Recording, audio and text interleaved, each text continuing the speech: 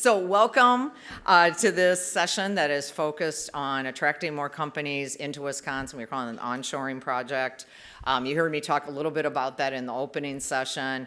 Again, I'm going to commend, I didn't get to, Dennis, you might have been in the audience this morning. I didn't see you, but just really appreciate the partnership with Alliant Energies and BioForward.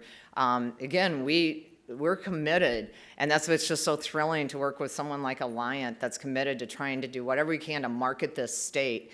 The other thing that I really appreciated about Dennis, again, when you think of Alliant, they have their region, right? MG&E has Madison, Alliant, there's different utilities throughout the state, and Dennis just really wants Wisconsin and also the Midwest. Of course, they also represent Iowa. You're based out of Cedar Rapids, I believe. But so really another person that's thinking, you know, we got to think bigger. We also got to think about the Midwest and just how do we keep marketing and demonstrating to international companies, especially what we have going on. Certainly we're cheering for Wisconsin first, but also for the Midwest. So really appreciate Alliant's partnership with us, and I'm anxious to work with them. I know WDC's here, anxious to work with them some more. They are also a great partner, and let's start getting companies in here because, as we all know, Wisconsin's a great place. So, thus, I would now like to introduce Dennis Jordan of Alliant Energies, who's both the sponsor and also going to moderate this session, and let him take it from here. And I think this is going to be a fabulous session. So, thank you.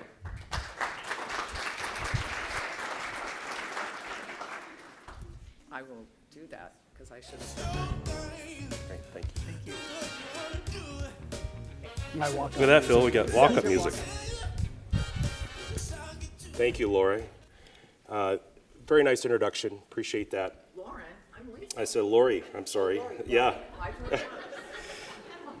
Well, good afternoon, everyone. Again, my name is Dennis Jordan. I'm the Director of Customer, Community, and Economic Development for Alliant Energy. For those of you not familiar with Alliant Energy, we're an investor-owned utility that serves both Iowa and Wisconsin. We're headquartered in Madison. We serve about 1 million customers between the two states in electricity, and then about 500,000 customers for gas service. Our company has a very simple purpose. It is to serve customers and build stronger communities. And to build stronger communities, we look for ways to collaborate with other organizations, and BioForward is a prime example of ways that we look to partner, all for the interest of looking for additional capital investment and job creation in the communities that we serve. In collaboration with BioForward, we commissioned a study with Phil Schneider and Global Location Strategies that would allow us to understand what opportunities exist in this industry. And I'm joined today by Phil to present our findings. This is the first time we're sharing this with anyone, so you're going to get to see it first, which I hope will spark some further conversation about opportunities in this sector. Now to introduce Phil. Phil has over 35 years of management consulting experience in the fields of corporate location strategy, site selection, incentives, negotiation, and economic development strategy, including 20 years as a partner with Deloitte Consulting, where he led their location strategy and global expansion optimization practice. Phil is currently a principal at GLS Consulting, where he continues to provide site selection, location advisory services. He is a board member and past chairman of the Site Selectors Guild, a global professional association of the world's leading site selection consultants. Phil has conducted over 400 engagements across industries and corporate functions, from heavy manufacturing to high technology, headquarters, R&D, shared services, conducting these projects throughout the world. Some of Phil's past corporate location clients include Amgen, Apple, Computer, Biogen, Caterpillar, Genentech, Google, Hiram, John Deere, Johnson & Johnson, Kimberly-Clark, Lego, Miller Coors, Qcells Solar, Soitec Semiconductor, Stryker, and Synthesis. He has conducted strategy assessments for economic development and investment promotion agencies across the U.S. and the world. He's also authored many articles, and we had lunch today. He's going to write a book someday, so I look forward to that. But with that, I'm really delighted that he was able to join us today and share the findings of this study. So please help me welcome Phil Schneider.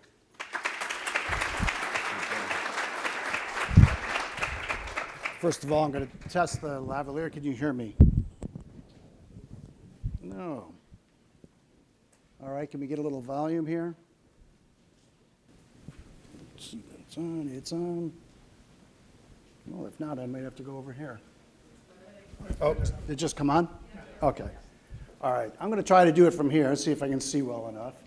First of all, thanks for having me here. It's good to be back in Madison. I went to school here about 175 years ago. And this view of Lake Monona was the view I had for the first 2 years I lived here. I lived on Doty, just down the street here, and I walked up and down these paths every day, thanking my lucky stars I was in Madison, because I had been in the Navy before that, and Madison was far superior than living on a ship in the middle of the ocean. So it's great to be back here as well. So good, this advances. You've heard about me, but I come from the world of corporate location strategy and site selection. And what that means is we get hired by companies to help them figure out where in the heck in the world they should build their operations, and particularly manufacturing plants. So we wrestle with these problems and these issues to try to get them in the optimal location. When you're spending $1 billion to $5 billion, you got to get it right. It's a career-altering decision if you don't. So that's what we do. That's what GLS specializes in, and that's the angle I'm taking today when I'm looking, and we're looking at Wisconsin's competitiveness, particularly, and I'll get into this in the biopharma world. That's the angle we're taking at. Who's the competition, and how does this part of the world stack up to that competition? I don't have to tell you what biopharma is, but what we're focusing on is the manufacturing side of it, and really two parts of which I'll get into it. Most of it's manufacturing, and that's both small molecule, large molecule clients that we would have, but we also take a look at the R&D side, not the small labs, but more of the D side, when they're developing and testing out new products. So that's the part. We're not looking at med devices or any other part of life sciences. So why focus on biomanufacturing? Because they're big and they're complicated. They're difficult to locate. They've got a lot of moving parts. And they're very high value. So why would a state like Wisconsin be interested in this? They're huge investments. There's lots of jobs.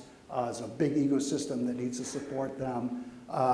And they're hot industry, and they have been for a long time. They're also very specialized. So for a state like Wisconsin or any state to really compete, you've got to have the stuff to be able to do it. And that's what we're going to talk about. So first of all, let's get a little background of what's been happening in this industry. This is a picture of the last 10 years, and it shows the amount of projects which really peaked in 2019. We had a minor global event in 2020 that some of you may recall, where everything tanked, but this industry didn't completely tank.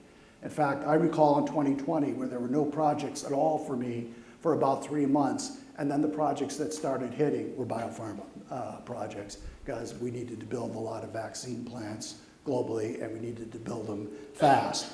And you can see a couple things from here. There's been a lot of projects, and this is global manufacturing projects going into the US. So 1,000 projects over 10 years. This is all sizes, and these are what we report. What we use is FDI Markets, which tracks announcements of projects around the world by industry and by size. Over that time, by year, average of almost $9 billion has been invested per year, an average of over 13,000 jobs. And you'll see something different that started to happen. So we see the projects drop. They started to increase in 2023. And what really started happening is the difference between jobs created and capital expenditures. These projects have gotten much larger, much more expensive, and I have a few more slides to support that. So the raw gross number of plants being built may have declined, but the size of them has increased dramatically. This is the R&D side. The last one was the manufacturing side, but the same sort of trend. There's fewer of these projects, and they're generally smaller, not small, but smaller than the big manufacturing projects. but the same sort of thing. But the difference with this one versus the pure manufacturing is the jobs have increased a lot more.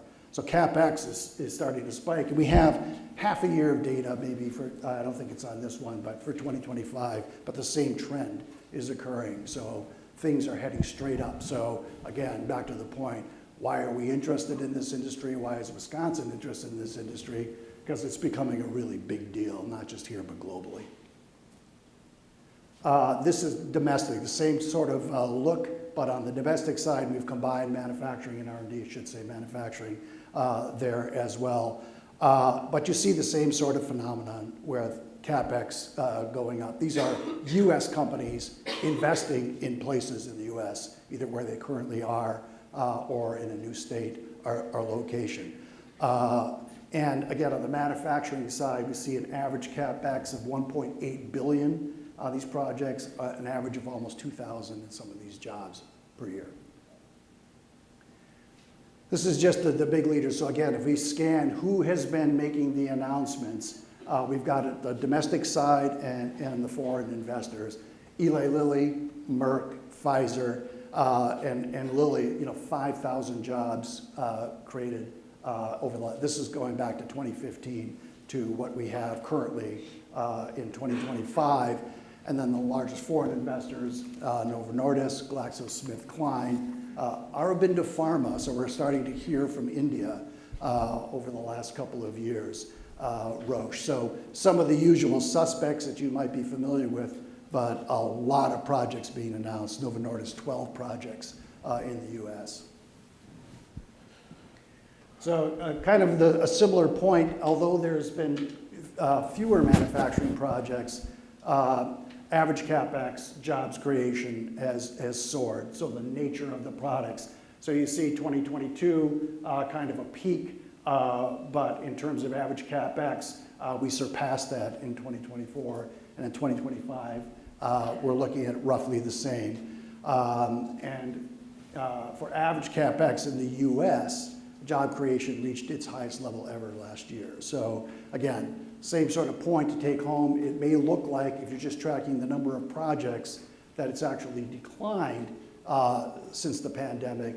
The size and the number of jobs being created, the overall type of project is dramatically different. So where do they come from? Source country top 10, the US by far is the largest provider of these projects. And if you're in this industry, you won't be surprised by who else. The UK, and if you know this industry, there's a huge cluster between Oxford and Cambridge that's constantly growing. They're a huge source of projects. Germany, Switzerland, and I mentioned India starting to show up on the global scale in a big way. And where they come from domestically within the US, also probably not a big surprise, at least the big four: New Jersey, major pharmaceutical location; New York, Massachusetts, California, Illinois, of course, has a pretty large cluster, and then Pennsylvania.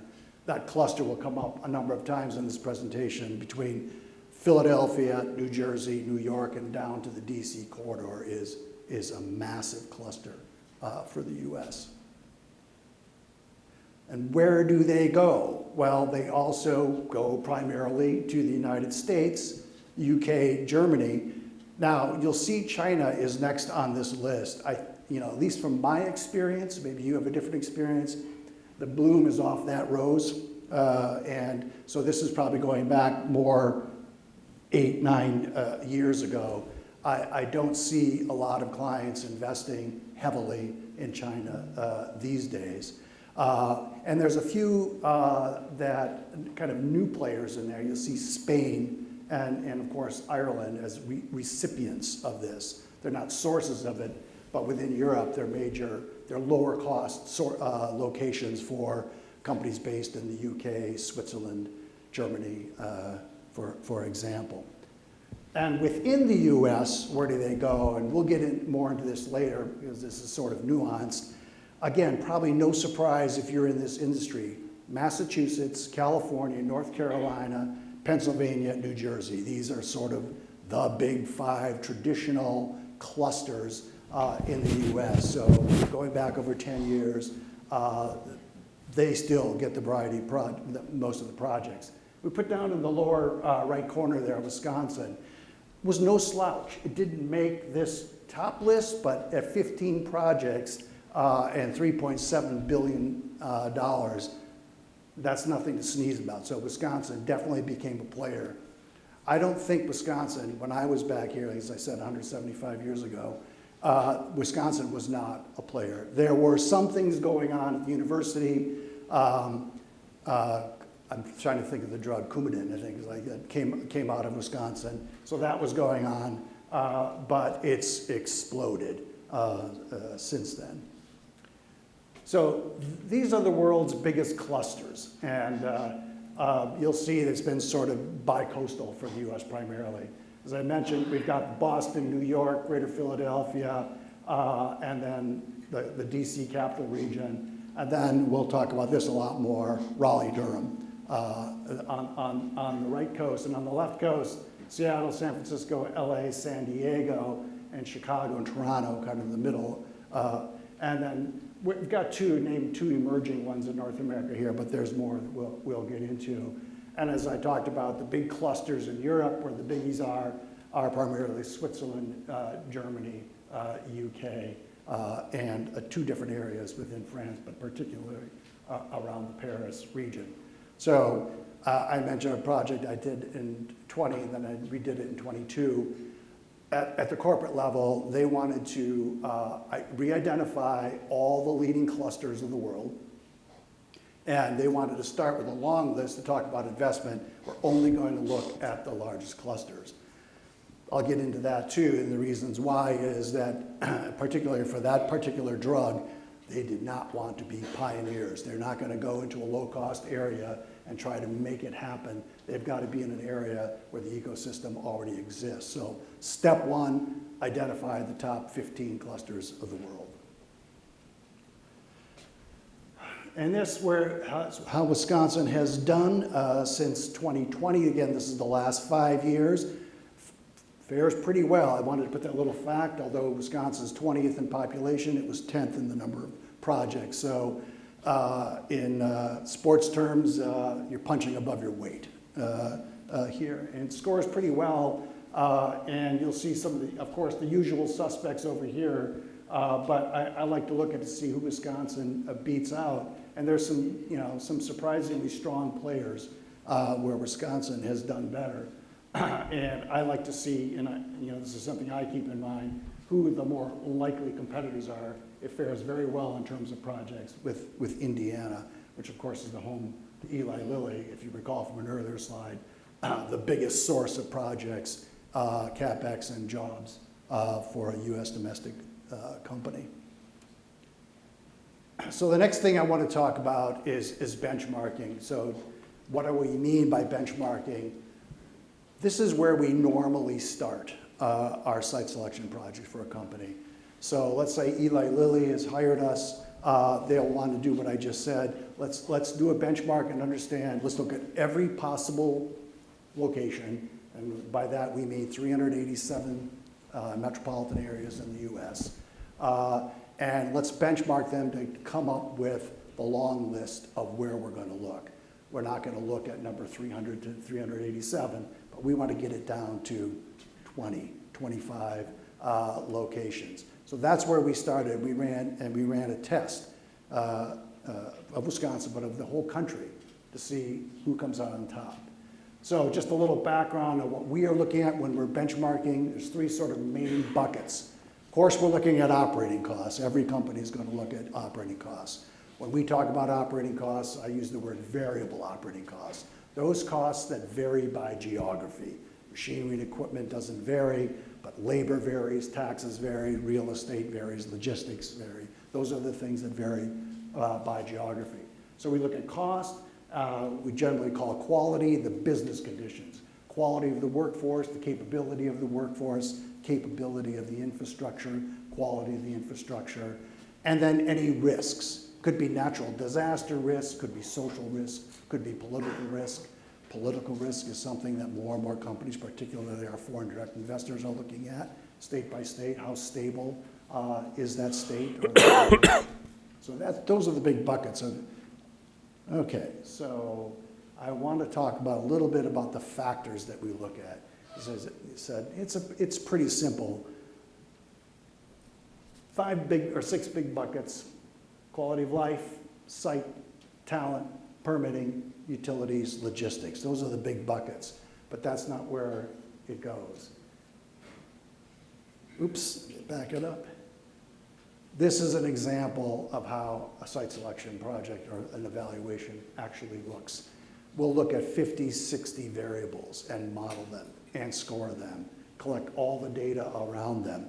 Every project's a little different. Some weight one way or the other, but this is the data we gather and then work with the client to assign weights. Is this being driven by talent? Is this being driven by overall cost? Is this being driven by speed to market? What's the driver here? And then we measure and score these factors. As I mentioned earlier, these are complex, hairy projects to go through, and there's a lot to them. Again, I mentioned where we are here is the benchmarking. That's where we took this study. That's really the top of the funnel. The funnel is a classic way in our industry that we look at things. Once we've identified that top 20 or 25, we methodically go through. The screens get tighter and tighter as you go down the funnel. We're looking at places that actually have sites. We're looking at places that actually have the talent.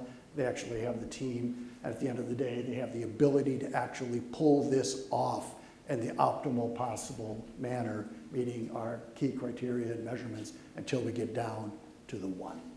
So it's a very methodical process. Oops. So we ran 2 different simulations here. One is what we call R&D project. Again, it's not the lab, the small wet lab. This is really more on the development side. And we ran it for a larger manufacturing project. A couple of key differences: the manufacturing projects are 2 to 3 times the size in CapEx and employment and in building size. And they have a little bit different needs. One more focused on the innovation side, one more focused on the production side. So they behave differently. So we wanted to run both cases. So get to the solution, and I'll get a little more detail around this, but this is how it came out. And I think this is really good news for Wisconsin and Madison. We ran this against all 387 metro areas in the United States, scored each one of them on each factor. I won't show you the table of 387, but I will show you the top 20. And so on the R&D side and the manufacturing side, Wisconsin, Madison area in general is in the top 10. And with some pretty impressive company, at least the way I looked at it. So when you look at the top, you'll see Raleigh. We separated out Durham because it's a separate metro area, but they're really one place in the location world. They come out on top on both. This wouldn't have been the case probably 15 years ago, but the Raleigh-Durham area, North Carolina in general, is a powerhouse in this industry. I don't know if many of you are familiar with the Research Triangle area, but that was a concept that was actually created, I think, in the mid-'60s to get advanced technology, and they've evolved that over the years, so they have a big head start. It was visionary what they did there, but really capturing the ability of that university system in that region, which is so impressive. And they have developed around technology industry attraction around that for years. So they've scored very well. And on the R&D side, probably no surprises. Philadelphia, Boston, San Diego, Washington, D.C., for example, you would expect that to occur, and it did. A few surprises, but I honestly was a little surprised that Madison did so well and scores higher than some major clusters like Seattle, like New York, New Jersey area, like the Bay Area, in innovation-focused development. I would have expected them to do better, but we don't ignore costs or business conditions in this model. We just, and I'll show you in a minute, we just weigh them less. So Madison scored very well. And then when you go to the manufacturing side, as you recall, that's more CapEx, more jobs, more cost sensitive. It does even a step better. And you'll see the rankings change. So places like San Diego, I think, yeah, they disappear from the list entirely. So when you're looking at large-scale manufacturing, I don't think many companies will say that San Diego is going to be a cost-effective place to do it. If we're focused on the D side or the R&D side, it is. So that tells us something. And we see a lot of cities that were down in the lower half move up. So, and I think this is important because back when I started this industry, I felt that big biopharma was very limited on where they located. They only went to the same places over and over because those were the only places that had the ecosystem that could support them. That has changed, and there's a lot more active players that can effectively compete and win these projects. So particularly as the manufacturing process evolves and becomes more standardized, they start really looking at cost reduction and sustainability of the operation. If you're going to spend $1 billion or $2 billion, you want to make sure it's sustainable. So you start to see the communities change over time. But what I was excited to see, having lived here before and being from Wisconsin, that Madison does well on either case. And I think if we even looked at smaller labs, smaller R&D, more beginning part of the innovation, Madison would do even better. So that's good news on the scoring side. So I'm going to quickly go through the two case studies just to give a little background on how we think about it. First one on the R&D side, again, that's the basic description of the project. Still pretty large, $200 million project, 100,000 square feet of space, more science-oriented than pure manufacturing. And here are the factors that really drive it in our model. So if you look at the ecosystem, the innovation ecosystem, and overall industry presence, it's what, 60% of the weight of the scoring model. So the fact that the ecosystem is already there and the industry is already there, that the scientists can collaborate with, that means the supply chain is there, the specialty, even things like specialty construction, specialty welding, things like that. That means that that is there in the ecosystem already. They're not going to be a pioneer in this side at all. This industry doesn't like to be a pioneer in general, but particularly when they're dealing much more on the science side of it. It doesn't mean that talent isn't important in workforce. They still have to attract those people from around the world, the best talent from around the world. But they almost expect that to occur if they've got the ecosystem. If you can prove the industry is there and the ecosystem is there, you make the list. So the weighing is a little different. And the results, I don't expect to be able to read this, but Raleigh-Durham, again, we went through the leaders, but Wisconsin scores very well. Again, top 10 and not that much different than several that are right above it. So again, when we ran out the whole scores and we ran it factor by factor by factor, you see the factors in the key below, again, scored quite well. Second case, and as I said, we go more into where operating costs and operating conditions are going to be more important.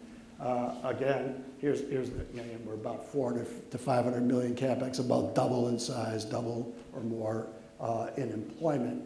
Now the weights start to change. It, again, still is going to need the industry presence there. This industry, I guess like the semiconductor industry, doesn't like to be a pioneer. It expects things to already be there. But other factors start to rise up, and what really rises up is you see business environment. If we go back a couple slides, business environment was 10% of the weight, and now it's 25% of the weight. What do I mean by that? This gets into issues around, that people don't like to talk about, around state and local taxes, incentives that are available, the permitting climate, the regulatory climate in general. When you're building a big plant, these start to become issues, and these are going to be profitable they wouldn't be building something like this. Things like taxes start to become important. So you're probably aware in this industry, if you don't have single factor sales tax for your income tax, if you tax machinery and equipment as personal property, those become big problems for an industry like this. And talent, you see quality of life, not that it's unimportant, but it becomes lesser of an issue in the model than the fact that the talent workforce is provably there and it's sustainable coming out of university, the technical colleges, or other similar industries. And what I mean by similar industries, you know, there's all sorts of industries that they might want to hire. They might be a big fermentation industry in general in the area. Very advanced manufacturing or technology and manufacturing, computer sciences and AI, things like that start to become more and more important to them, and I'm sure will be more so in the future.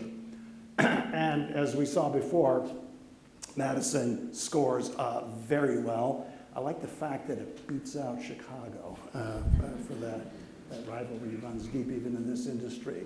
But it surpasses places like Seattle, places like Boston, Austin, you know, everybody thinks is a technology capital, Washington, which is a huge cluster.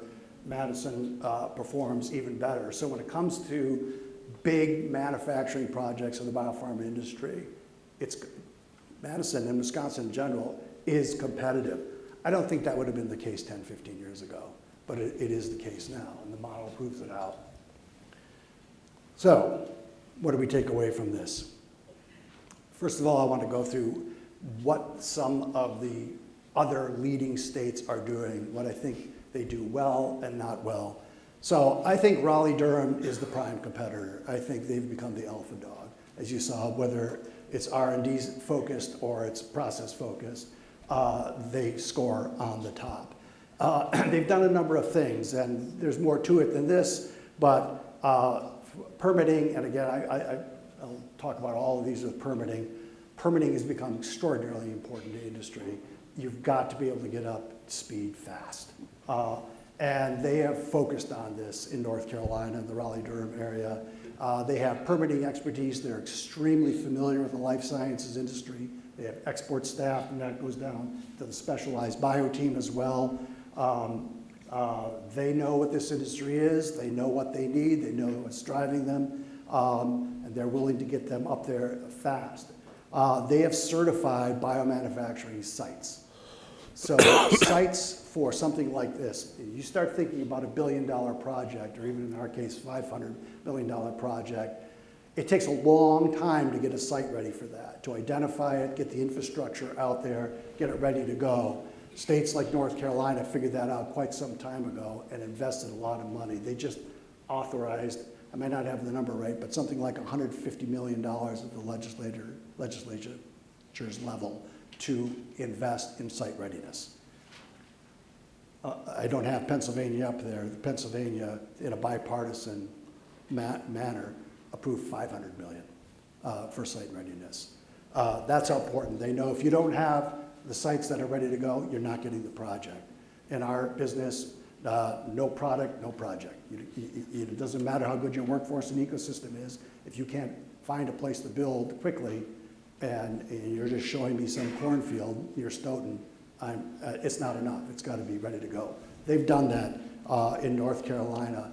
Not only do they have pretty aggressive incentives that are meaningful to manufacturers, they've targeted them at the life sciences industry. Again, they know what the industry wants and needs, and they put together a package that appeals to that specific industry or project. And as I mentioned, they've got specialized teams. Different story in Massachusetts. They're more focused, as they probably should be, with their cost structure and the fact they really don't have the large sites that are ready to go. It's not that they aren't manufacturing and competitive in it, they just don't have that capability like some of the other states do. So they focus more on the R side, and they've got a lot of lab space, and they've built up a team, like North Carolina, of course, has done anybody who's big in this industry that specializes in this. They're not known for Massachusetts. In our industry, we always affectionately call them Taxachusetts. But they can compete, and they do compete, and they still win a lot of projects, including the project that I talked about that we did in 2020 ended up in the Boston area because they've got the science. Houston is more of an up-and-comer. It's been around for probably 10 years, but what they do very well is Texas, from a business conditions perspective, is well known, particularly in the manufacturing industry. And the way Texas does economic development is they've decentralized it. The cities and counties have a tremendous amount of power when making those, and a tremendous amount of money. If you're familiar with Texas, each city gets a pretty substantial chunk of the sales tax that comes back to the metropolitan area for use in economic development. So they build up a war chest that they can apply in creative ways, getting sites ready, getting infrastructure to those sites, and other incentives to attract industries that they want. So Houston is pretty darn good at it. It's a lot of land there. Now, they don't have anything particularly dedicated that we could find, or at least not enough, specifically to the biopharma industry, but they've got the ability to identify the land and get it ready pretty quickly. As I mentioned, they're very robust in incentives at the local level and have a lot of local authority to use the way they want, and also have developed a specialized team. Indianapolis, they have done extremely well. They, of course, the home for Lilly. They've also have Roche and a number of others. I was just in Indy last week, got a tour around, and it's impressive what has happened there, what it continues to happen there. So they understand the industry. They've got permitting and teams set up for this. They don't really have what I would consider life sciences or biopharma ready dedicated sites like North Carolina does, but they've got plenty that they can deal with. The incentive side is changing. One of the issues that we deal with in economic development and site selection is changing administrations. So when a new governor comes in place, they have their own theories of how the world works. This particular governor is at least begun with saying hands off, total free marketer, I don't believe in these things, let the market sort itself out. That works great if nobody around you does it, but everybody else does do it. So we'll see how that, I predict that will change in the next year. But right now, their incentive tools are a little weak for this industry. But I do suspect if Lilly came to them and said, I have a $5 billion project, things would change very fast. And finally, California, as you might expect, a very different situation. They do have a very good team. They do have a very good ecosystem, but the real estate there is horribly expensive, and it's very difficult to find a large space for large manufacturing processing sites. So they focus, like I said, in Boston, they focus more on the R side, smaller scale projects, innovation projects, and they have a pretty good team to do it. I think I was being kind here with the permitting side. Permitting is a problem in California. There are a lot of steps to go through, and it takes a long time. Speed to market is such a big deal that nobody's going to wait around for an 18-month process to get those permits. And that's a big problem for manufacturing in general in California. So in our experience in San Diego, the locals on the field, they understand the process. They'll make it as streamlined as they can and painless as they can, but they can't make it go much faster. And that's a problem. So they do other things very well, but not that. So let's talk about a path forward. We did not develop a specific strategy for Wisconsin. So this is coming off just from our judgment and our past knowledge. But what we think will move the needle everywhere, as you've heard me say it now 5 times, permitting efficiency, site readiness, targeted incentives, and a specialized team. You do have a specialized bio team, but what I'm talking about here is expanding that to be into state economic development. I like to use an example. It's probably not fair because these are countries instead of states, but over the years I've dealt a fair amount in Singapore and Ireland. And when you bring, let's say, the biopharma industry to one of those two, particularly Ireland, you get a specialized team that's assigned to you from the federal government. They're in the Economic Investment Promotion Agency, Economic Development, but they put on loan for rotating, usually for a year or two, somebody from industry, an executive or scientist from industry on their team. So when you bring a project there, you start speaking to a peer. They understand the industry, they understand your needs. When they're looking at policy level, whether it's regulatory policy, permitting policy, workforce training, specific incentives, they know what the industry wants and needs, and they know what will move the needle. So when you're dealing with them, you're dealing with a whole different level of economic development, not just generalists. So from our perspective, you want to move the needle in a complicated, complex, fast-growing, super competitive industry like this, you got to have peers on the other side of the table at both the state and the local level, because others do and are going further.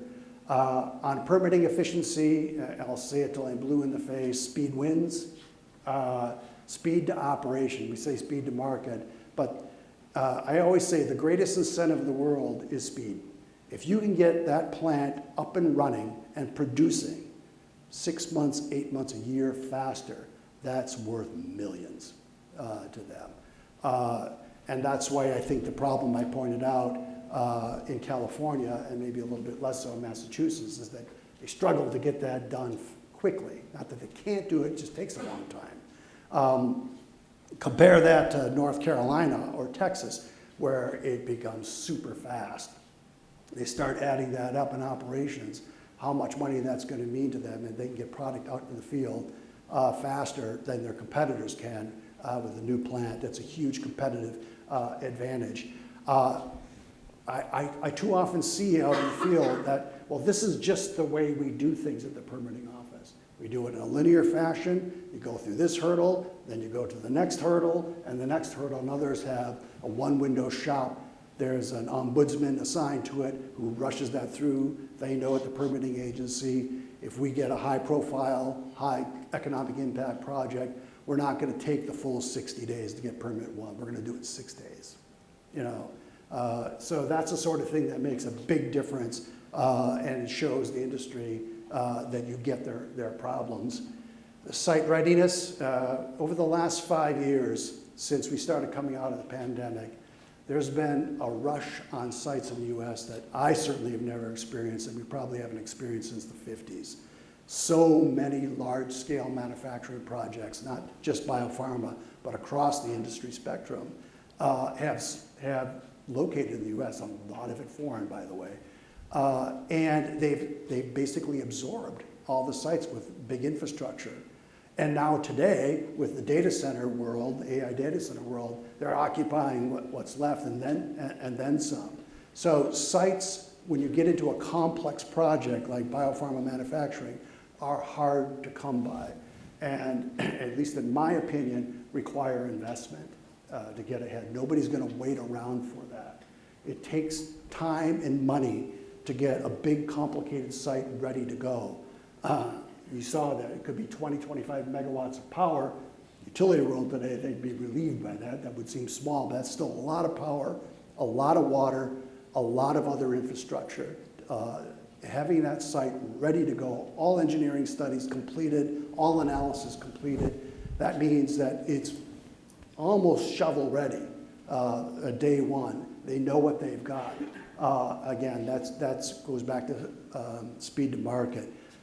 A lot of states have done this more and more. I mean, the whole idea of shovel ready and site readiness started, you'd probably never guess, in New York about 20 years ago when they started losing the semiconductor industry and started realizing if they could prepare sites, they wouldn't lose any more IBM semiconductor facilities. And it worked like a charm. It didn't take very long for the southern states that were competing for the automotive companies to learn that lesson and started getting 1,000, 2,000 acre sites ready to go so they could land one of these giant auto assembly plants. Worked like a charm. It's now the rest of the states. I think there's something like 30 US states that have a readiness program. Wisconsin included. Wisconsin has a readiness program. But what I'm talking about here is readiness for the biopharma industry, looking at these specs and their infrastructure requirements and where they want to be. You know, don't want to offend anybody, but they don't want to be in you know, Bayfield, Wisconsin. They don't want to be in my hometown of Wausau, most likely. They want to be near Madison. And that's where the ecosystem is, that's where the talent is, in my opinion at least, that's where the sites should be, somewhere where they can tap into the greater ecosystem of Madison and southeast Wisconsin. And then targeted incentives.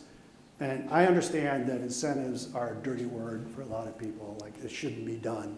And maybe if we could start all over the blank sheet of paper, we wouldn't do it and just let the operating conditions win the day.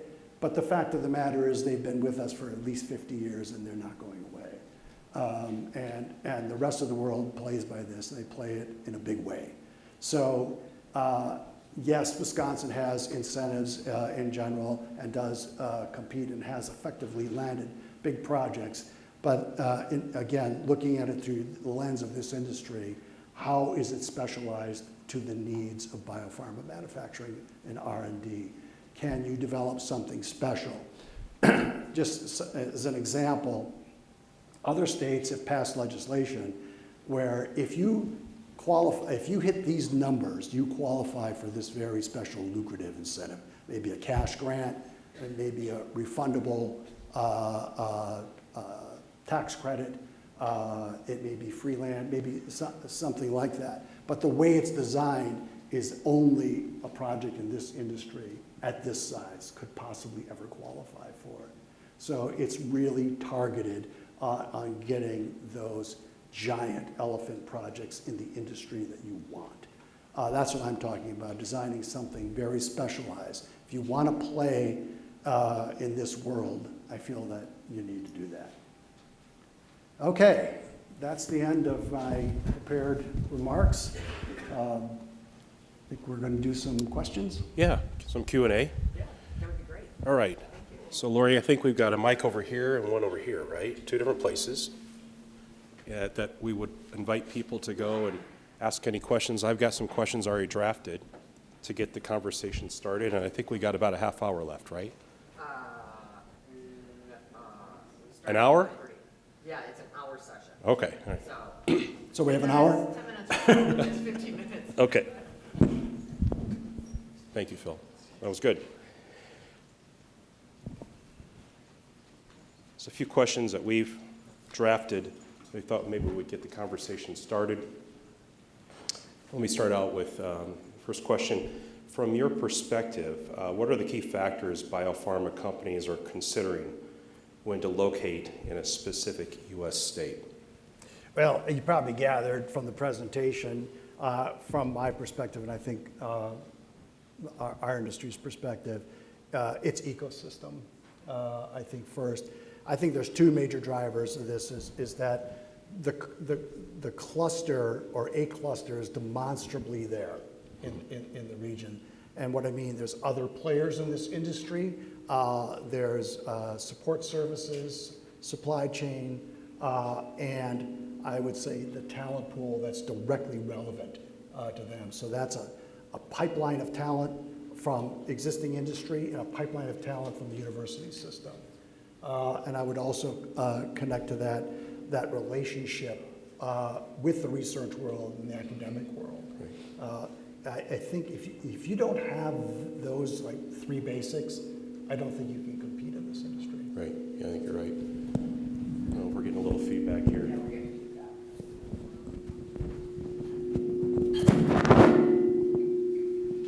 So, anything we can do about that?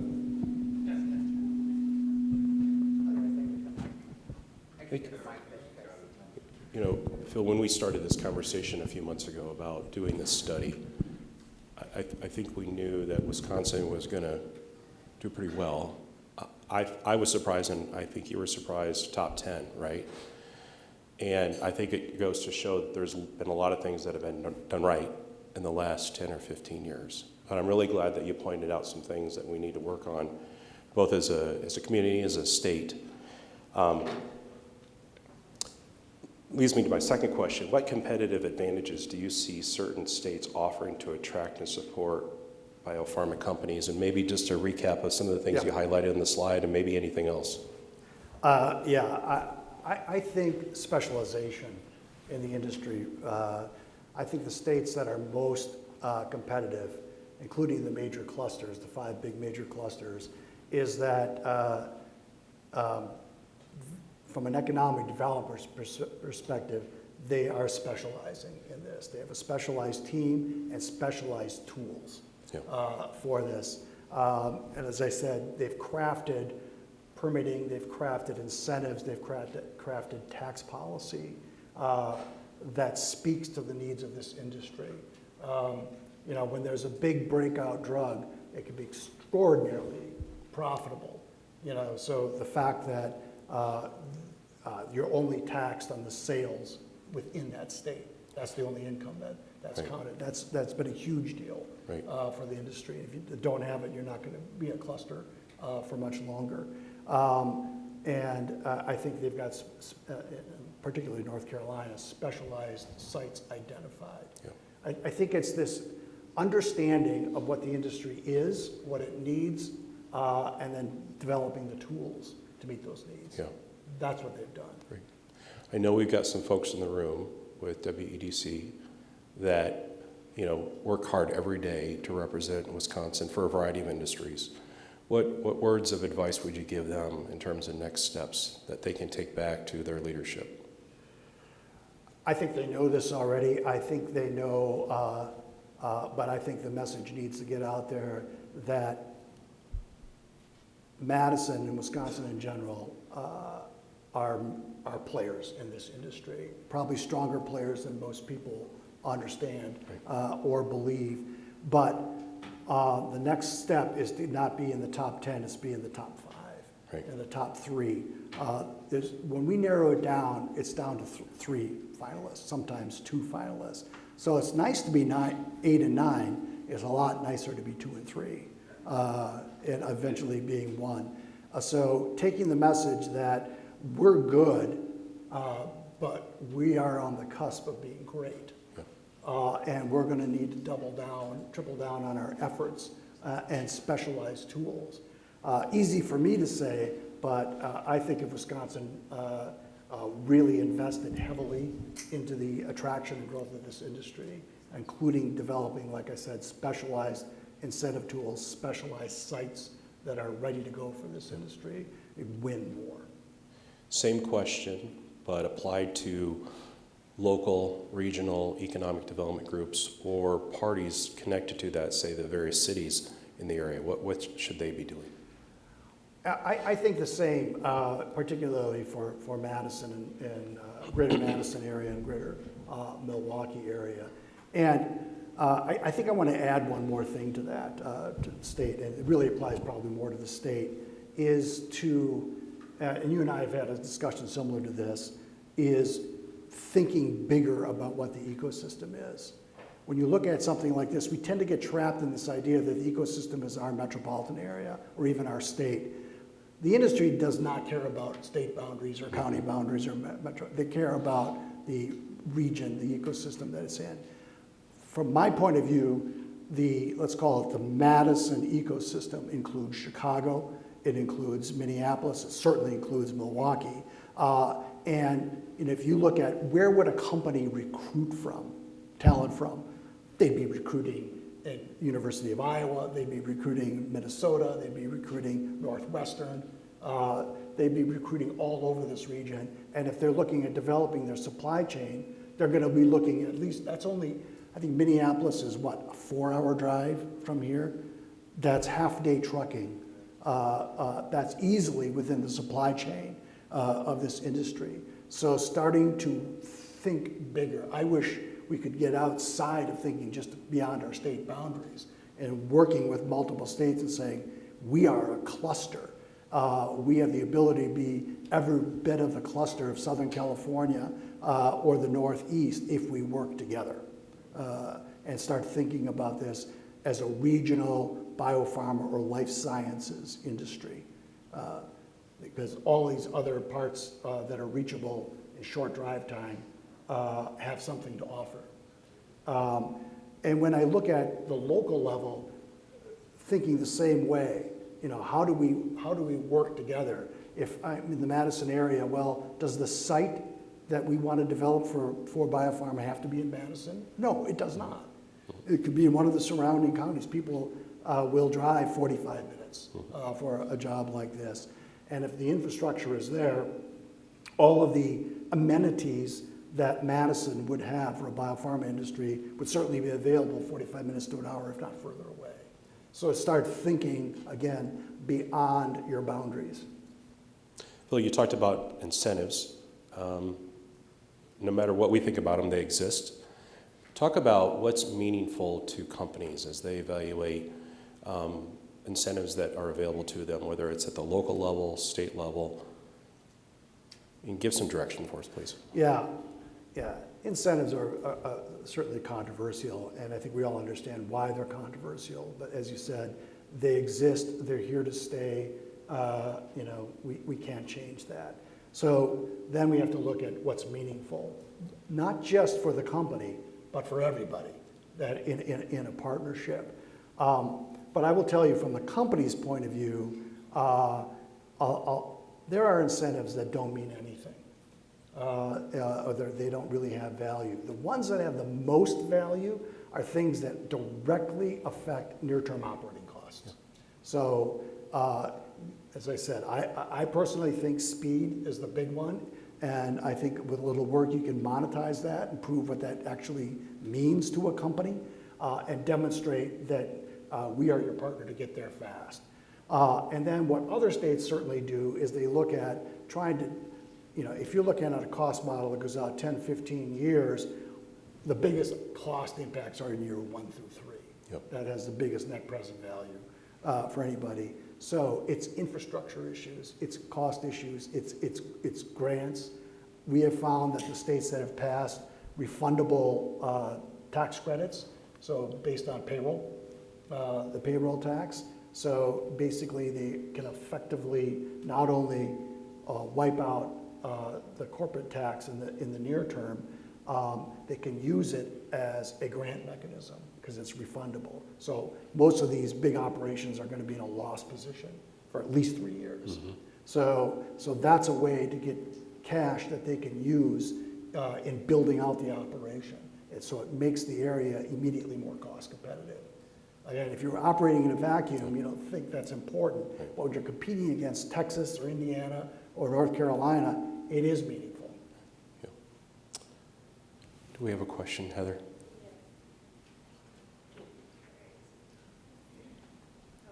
Hi, Heather Smith with WEDC, and I work on our business attraction team. And just thank you, Alliant, for being such a great partner and working with Phil on this study. I think it's really interesting. And as you said, there's a lot that we know, and there's a lot that we don't know, and only certain things that we can control. And we do the best we can. But what I want to know is, you talked about expanding that ecosystem. So if it's 35% of an R&D project, or a little bit less on the manufacturing, right now we're really going after the manufacturing projects. And we don't have sites in Madison or Dane County. We know we don't. We have very few sites around the state that are shovel ready. And I think it's our biggest barrier. Where we do have sites is right down the road. And how do we shift the perception that you have to be in like Madison, Dane County, and you can't be in Janesville or Beloit?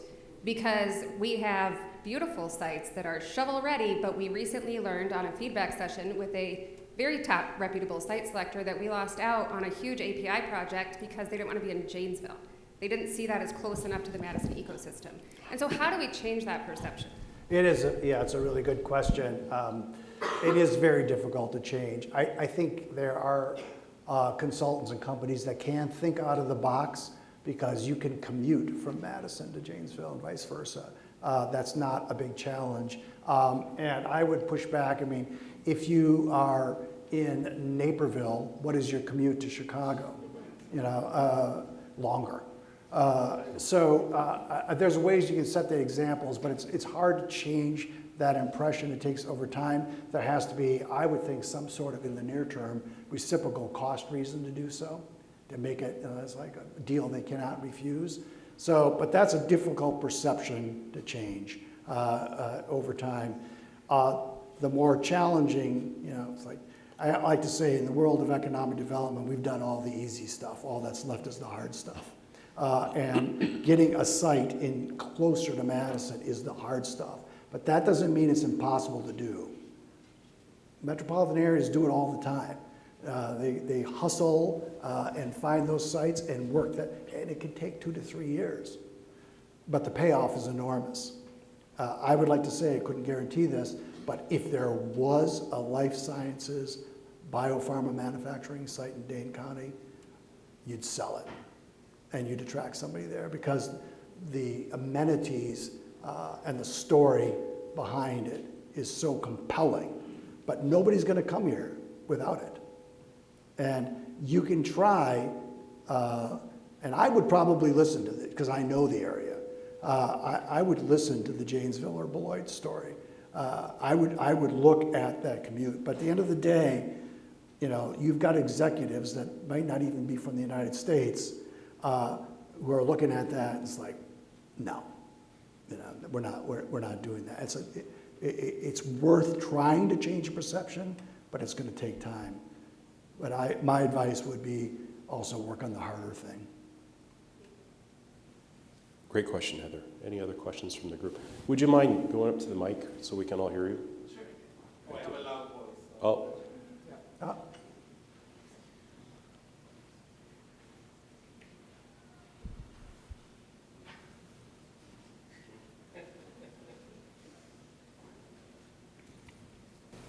So I also work in the same organization as Heather. Can you hear me? No. We heard you better before. Okay, let me just ask, and maybe hopefully you can hear me. Some of the lately, when I'm working on a project, especially for medium and small size projects, I see that incentives are not as important as other things like the things that you mentioned, the bubbles that you have there. What weight do you usually put on something like that? And are they becoming less relevant compared to all the other things that you have in the bubbles that you have there? So the question is around the relevance of incentives for a project like this and the importance of them. Is that right? Yeah. So that's a very good question. It's asked all the time. And there's a couple of answers to it. One is it depends on the company. I will tell you what our advice is, at least my advice is that when you remember that graphic ad of the funnel, it's important down near the bottom of the funnel. If you can't pass the benchmarking, you can't pass the site and conditions screening, you can't pass the due diligence on the ground, you're not getting it anyway. No incentive in the world is going to buy you into that area. So when it comes to the project itself, it matters a lot when you're down to the last 2 or 3, because that's now going to start making a difference. Because on paper, they should all be relatively equivalent on conditions and even costs. There may be some movement, but they all got through that entire funnel for a reason. Now, this is where the deal gets done. So that's where they're most important. But incentives have carried an outsized weight because they get publicized so much. And every executive in the world knows about them and wants them. My competitor got a $100 million package. I want $125 million. And it's always a red flag for us when that comes up in the first meeting. It's like, oh, this is going to be trouble, because they want it measured. It's like, we can't even begin to measure it now. We can talk about what's generally out there, but we can't possibly predict the deal, because when it gets to the end, the state, the community, the landowner are going to get hungry, and the deal's going to change and significantly at the end. So it's a fool's errand to be calculating it now, but they want to because they get it. And then when you've all seen it, when a project gets announced, what do the headlines say? X company gets $50 million incentive package. You know, and I know that it was not $50 million. It was something far less. But that's the headline, and that's what everybody reads. So unfortunately, to your question, they are relevant much later. They should be even less relevant. I always advise clients, even if we will go to the best place, and that will include incentives, but it won't be driven by it. If we found a place that meets our timing, our operating conditions, our operating costs, has the ecosystem, has the supply chain, has the regulatory environment we want, we can forget about those. And I have actually had clients that have said that. Yeah, we are trying to optimize here. We're not, our project here isn't maximizing public incentives. Our project is optimizing our location. So, but that being said, they'll say, yes, I agree. How much money are we going to get? Great question. I think we got another one after that. Okay, Elizabeth Thielen from UW Whitewater. First, I want to say we're in Jefferson County. Tomorrow is our Economic Development Board meeting, so come to Jefferson County. That's a place we'll look at for site ready. I don't know how to ask this question, but if you could go up a level, if you could influence our next governor, because I think that is given, it's going to change. And I'm not sure what happened at WDC conference today, but I don't know that we have an appointed secretary. What 2 or 3 pieces of advice would you give the governor, the next secretary of WEDC? And I would like it for bio, or just any of our driving industries. Yep, that's a good question. For me, it depends who's running for governor and what experience they have with this, because I know you have somebody running for governor who knows this very well and doesn't need a lot of education on this. But that's not the case for a lot of governors. And I mentioned, and I shouldn't have probably mentioned their state by name, but their governors come in, and I guess this is common, they want to change everything. Whatever the previous administration did was by definition crap, so we're gonna fix all that. And they often, they may be super qualified politicians, super qualified business people. They don't know anything about economic development or how this works. So we've done this before. A number of governors over the years met with other colleagues who are asking the question if they can get behind their ego for a second. And so this is what is going to move the needle. This is how you win projects. First of all, this is how the process works. Nobody's coming here because they like you or because they want to play golf here. You know, they're coming here for an economic business reason. Here's the drivers. Here's how these decisions are being made, and here's who you're competing with, and here's what you're up against. This is what they're doing. You know, this isn't about philosophy or personal theories anymore. This is how decisions are actually being made. So let's start there, and then let's have a meaningful conversation about where you're at right now with your tools and capabilities and what you need. So they understand the playing field, who they're competing with, whether their tools that they currently have are effective or not, and what they need now, what other arrows they need in their quiver in order to play. So if you're the new Wisconsin governor and saying, you know, this is, you want this industry or not? If you want this industry, let's start benchmarking against North Carolina. Let's start figuring out what Raleigh-Durham are doing, and let's see what it would take to get there. Because if we can get close to the tool set that they have, we're going to win. You know, that's the advice I give. All right, we need to Great, thank you. wrap it up. Thanks. Thank you.